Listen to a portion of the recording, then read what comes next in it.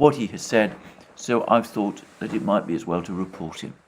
Now, this all brings me to the next big topic, because what now happens next, and there's been more discussion now about the Ukrainian offensive.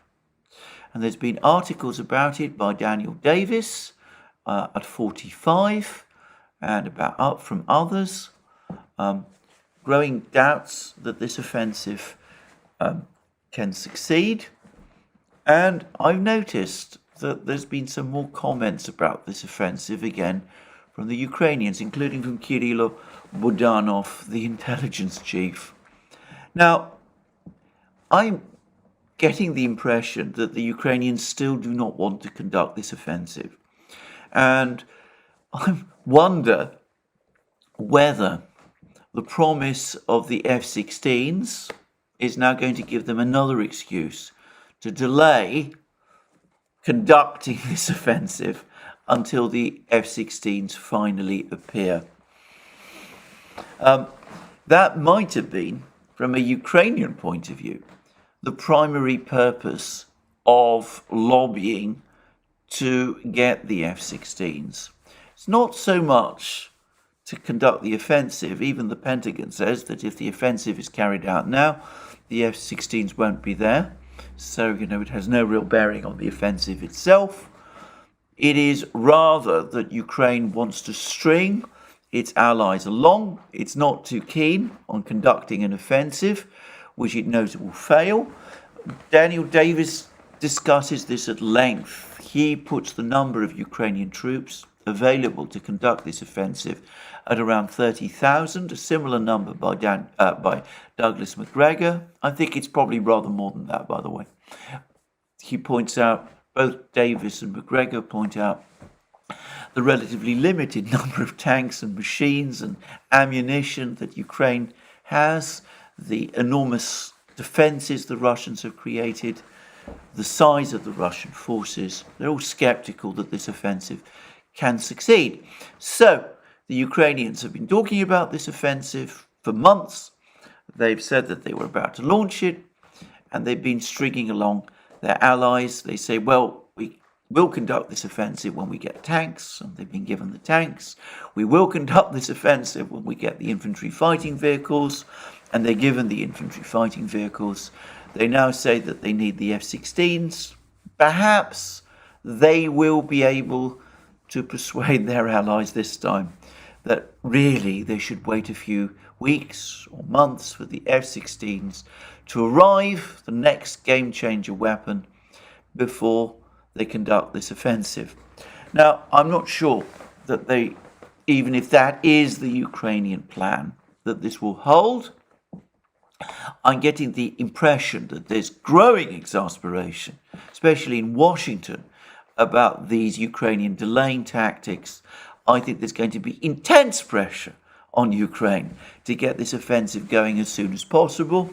As I've already said in my previous programs, my interpretation of some of President Biden's words point very clearly and in that direction, that he wants the Ukrainians to get this offensive going as fast as possible.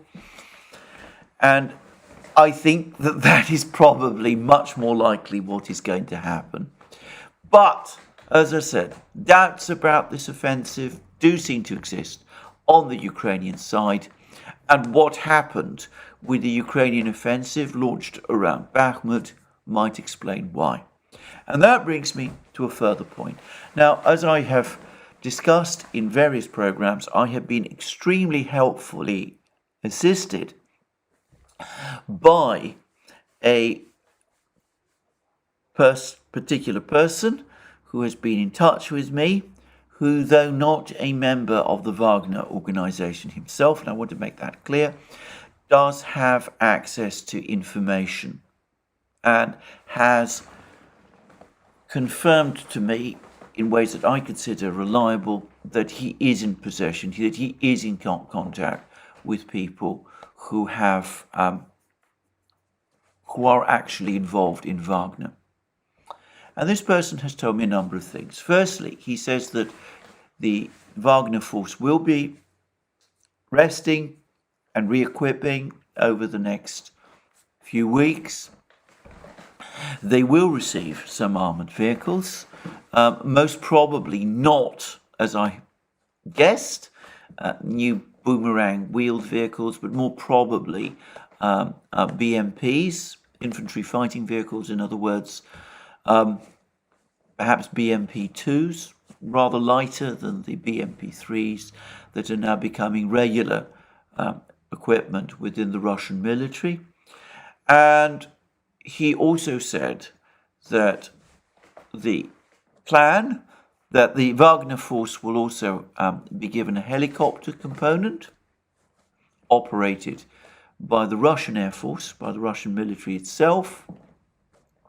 And anyway, it will become a somewhat more sophisticated unit in some respects. And he suggested that the Russians intend to use it in this forthcoming battle, which is coming, the Ukrainian offensive, as a kind of fire brigade force. If there's a Ukrainian penetration somewhere, Wagner troops, now highly experienced in war, will be thrown in to stop any offensive, any breakthrough, any incursion that the Ukrainians do manage to achieve, all of which is interesting. But this person has told me two further things, and I should say that this is based on interviews which this person has claimed to have had with people who are currently serving in the Wagner organization. He says that these people have told him two things. Firstly, that the size of the Russian forces that have been built up is even bigger than most people think. And that might be true.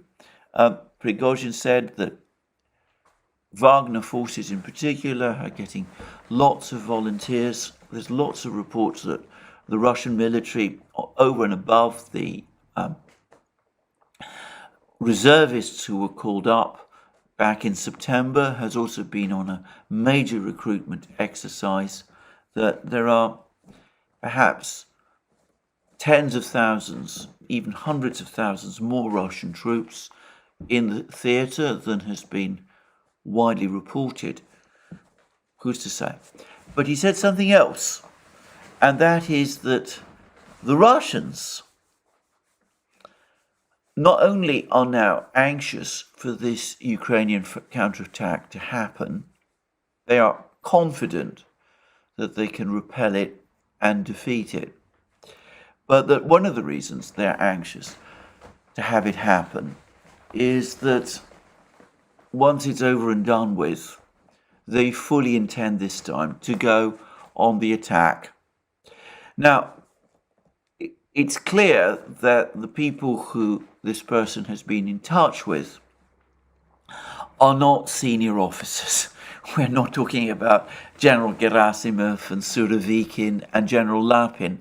By the way, whilst mentioning General Lapin, it seems that he was put in charge of countering this incursion into Belgorod region, which he seems to have done very efficiently. But anyway, we're not talking about the military high command. So it's far from certain, as I said, that these people, these soldiers, actually, we're probably almost certainly talking about soldiers, necessarily know what the Russian plan is. But that does seem to be the general feeling, the general wish, not just within the Wagner organization, but within large parts of the Russian regular army now deployed in Ukraine. The sentiment seems to be that this has gone on long enough, that they've been fighting, firstly, well, for many months now, an attrition battle. Once the Ukrainians attack, they would like finally to go on the attack themselves, and that will hopefully bring this war to an end. And McGregor has the same view. He says there is no incentive to delay Russian offensive operations once Ukraine's offensive resources are exhausted. As Ukrainian forces repeatedly demonstrate, paralysis is always temporary. Infrastructure and equipment are repaired. Manpower is conscripted to rebuild destroyed formations. If Russia is to achieve its aim of demilitarizing Ukraine, Gerasimov surely knows he must still close with and complete the destruction of the Ukrainian ground forces that remain. Now, I don't know whether that is what Gerasimov thinks, and of course he may have information unknown both to McGregor and to the soldiers that my interlocutor is speaking with. And it may also be the case that the Russian military continues to be restricted in what it can do by the political directives they're getting from Putin himself. But it is a possibility. And I think we should also bear in mind that if this is the sentiment amongst the soldiers, that they're keen to go on the attack, that might have an influence on what happens in the future. Anyway, we will have to wait and see. So that's what I can say about the situation.